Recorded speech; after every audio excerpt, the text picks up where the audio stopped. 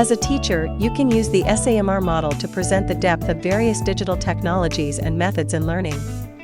The SAMR model introduced by educational researcher Ruben Puentedura, it is a four-step taxonomy used to select, utilize, and evaluate technology in education. SAMR is an acronym that covers the following concepts: substitution, augmentation, modification, and redefinition. When experimenting with online learning formats, teachers often focus on the first two levels. They simply replace traditional materials with digital ones. They share lessons and worksheets in PDF format and post them online, or they record lectures on video and make them available for asynchronous learning, for example. However, the last two levels of the SAMR model, modification and redefinition, encourage more novel and immersive uses for technology.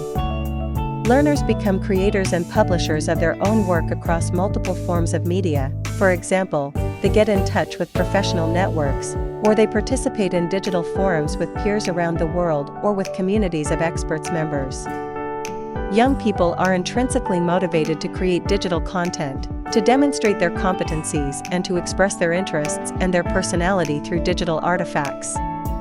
They are also happy to collect recognition by presenting and sharing their work. This high level of motivation can be integrated into the educational process.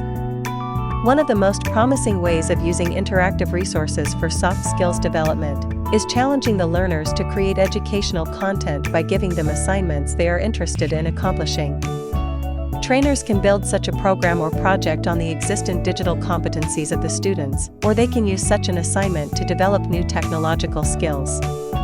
To develop new technological skills, we can use the Learning Technology by Design method, described by educational researchers Matthew J. Kohler and Punya Mishra.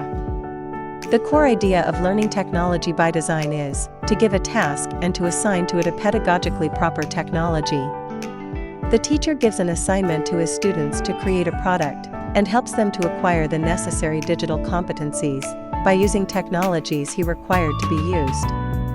There is no comprehensive prior training for the use of an application in this process, rather spontaneous and short tutorial sessions, where the teacher interferes only when the digital competencies of the students reach their limits.